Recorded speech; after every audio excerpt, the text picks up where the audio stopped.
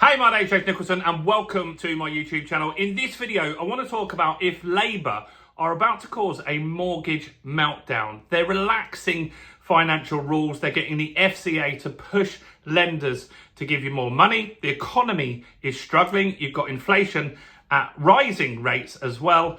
Is this all gonna come together to cause a mortgage crisis like we saw in 2008. So in this video, we're going to talk about all of the main factors that impact this. And then I want to hand it over to you. I want to get loads of comments on this video with your opinion. So what you think, let me know below. Now, if you're new around here and you haven't done already, do make sure you subscribe to the channel over there and hit that bell notification. We're on the way to 45,000 subscribers. And by subscribing, you'll get all the latest house price data, interest rates, property news, inflation news, and you'll get all the latest investment strategies and news as well. Then I've got one more thing for you to do, and that is to help me get the YouTube algorithm going by smashing like, tickling like, doing something to the like button. That really helps with the YouTube algorithm, and that has helped the channel grow immensely. So thanks to everybody that does that. So, Labour. It's been a mess, in my opinion, since they've joined. There were lots of promises in the election, which maybe you voted for. But right now, I don't think they're doing the best to really stimulate the economy. In fact, we've got an economy that's shrinking at the moment. So let's talk first about the economy and what's going on with that, because that is going to have a big impact on lots of things. So GDP is down. The last reading was minus 1%, and the month before was also down. And so we're moving in a downward process, and it's likely that we're either going into recession or we're going to be very, very close to recession. Now, in my opinion, the government is slowing down the economy by making some real fatal mistakes. Firstly, we raised the minimum wage. Now, don't get me wrong, I think people should be earning more money, and they've been hit very hard by inflation, especially people on lower incomes. But that's hit businesses really hard when they've just had 4 or 5 tough years after a pandemic and crazy inflation as well. So raising minimum wage has put an extra burden on those businesses. You've also got the fact that not only did you raise the wage, on top of the national insurance contribution that the employee makes, you've increased the percentage that the employer has to add. So that's another cost to the business. Not only that, business rates have gone up for a lot of businesses. Some were exempt and now have to pay. Some places it's gone up. Pubs got hit very hard by this when they're really, really struggling, and pubs are closing at record rates and have been for years. And so all of this hits the economy. We've also got energy costs.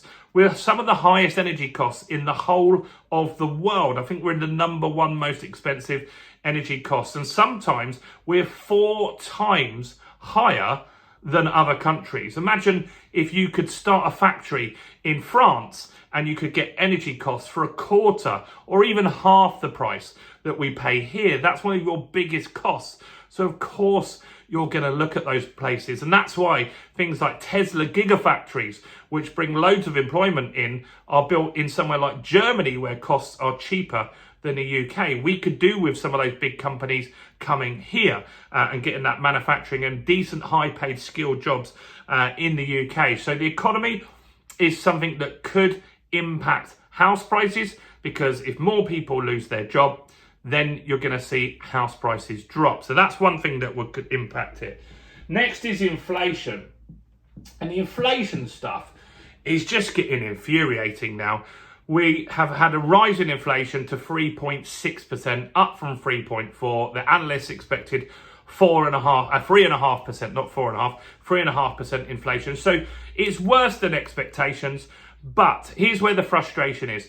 A lot of that is in the service sector. And the service sector are the people that I've just told you have got hit hardest. So services, we are a service-based economy. Most businesses provide a service rather than physical goods. We don't manufacture much stuff in this country. And so we're talking about hairdressers, restaurants, we're talking about solicitors, any type of business like that that's a service. Their costs are hit hard by national insurance costs going up, minimum wage going up, energy costs staying high or going back up, and the business rate stuff. 4 things that you're hitting them with, and that's the stuff that's hitting inflation. It's mad to me that we have no support and no real strategy to bring our energy costs down. It just doesn't make sense. We're not competitive as a country to get people to come and start businesses here. So the inflation stuff staying high has meant interest rates aren't coming down as quick, and that is going to hit people on their mortgages, and that's a big problem. Now, the next thing is I want to talk about, are the government being reckless? So this week, the government have been talking to banks and the Financial Conduct Authority about making regulation on lending money easier. So what I mean by that is that banks could only lend around 15% of their mortgage book. So if they've got 100 mortgages, only 15 of those could be at higher than 4.5 times the salary, right? Now they're making it so that opens up even more. And they're saying that people can now borrow 6 times salary, which is a massive jump. Now, that is something that means people are going to get bigger mortgages. It means if you had 40 grand, you could borrow 160, you can now borrow 240. That's a big increase, and people will borrow. That will push house prices up. That means people will have more debt and be more leveraged. That's something to consider.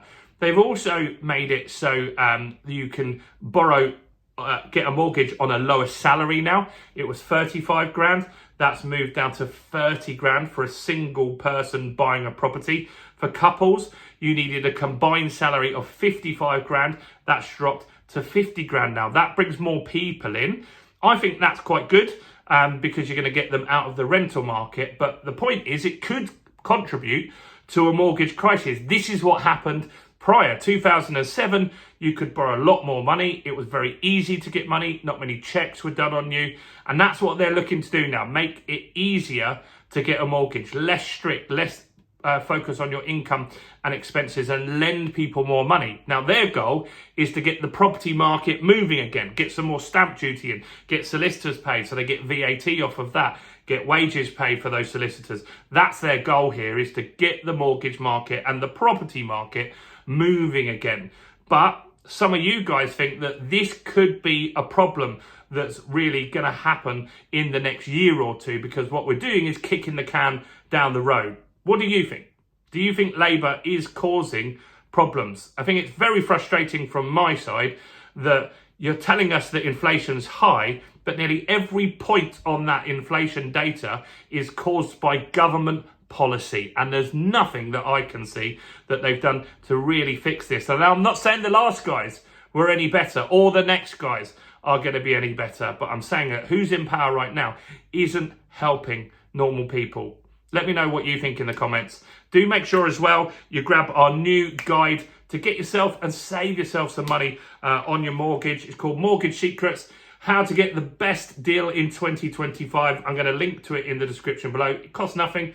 It will give you some good details. Maybe you can pass it on to a friend as well. Do make sure you like the video, subscribe, check out all the other content as well on the channel, including this video right here.